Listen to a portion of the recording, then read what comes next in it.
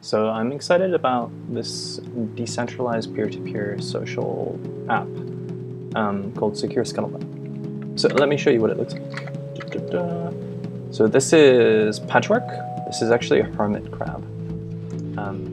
Like there are people that have profiles, you can see what they're up to, there are channels, and you can discover new channels that you're not yet following, like poetry is a poetry channel that apparently I'm not subscribed to. And this works entirely offline, so I could disconnect here from the Wi-Fi and it still loads. In fact, it even loads faster if I disconnect from the Wi-Fi.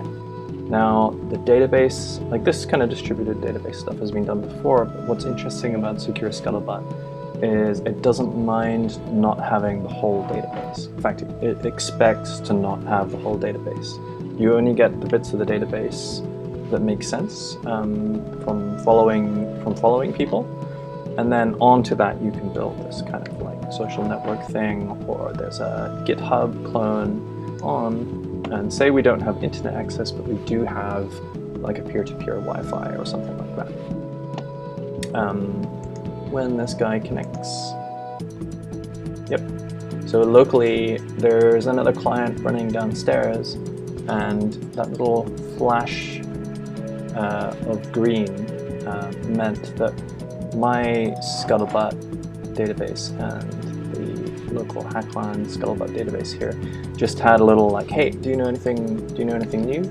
And mine was like, nope, not seen anything new. And it was like, oh no, also not seen anything new. But if it had seen something new, then it would have replicated across. So it means you can kind of like carry around buckets of data, and it'll make a best effort to kind of get you the freshest stuff. Because there's no central server or anything like that, you can just assign any name you want to yourself. So one of the most important concepts about Secure Scuttlebutt is that if someone, like here, this person sent a private message.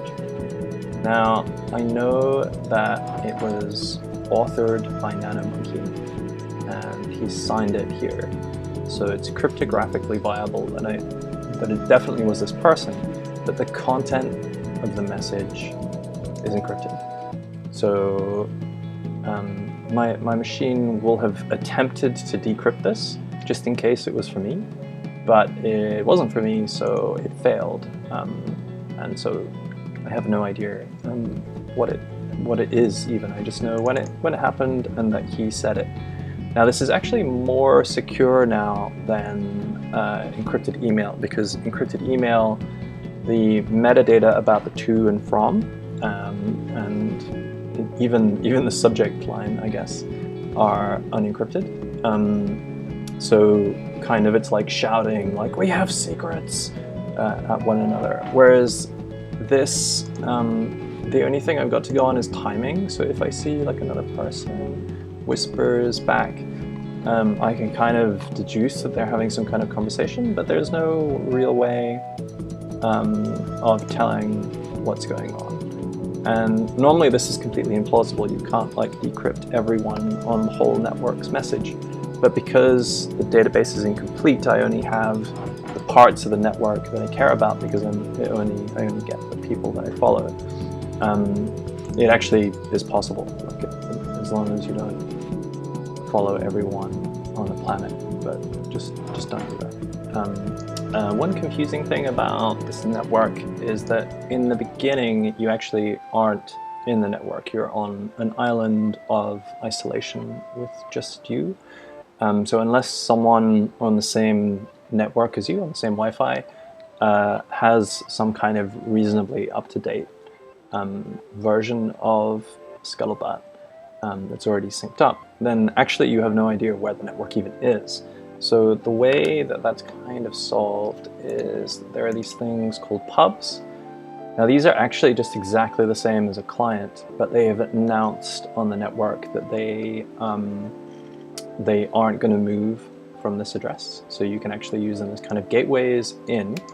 And then as soon as you've used them, you can then just follow some people that you find through it and then unfollow the pub and have nothing to do with it anymore. But if you whack this button, it gives you an invitation code, and you can make use of that, and it basically requests the pub to follow you. It's like a kind of automatic way of getting it to follow you, because if no one follows you, then all of your messages aren't gossiped, because no one is following you. You're not really part of the network. And this is kind of like a way of shoehorning your way in so that you have a bit of a start, and then because something is following you, anything that's following that will also see the messages of you following people.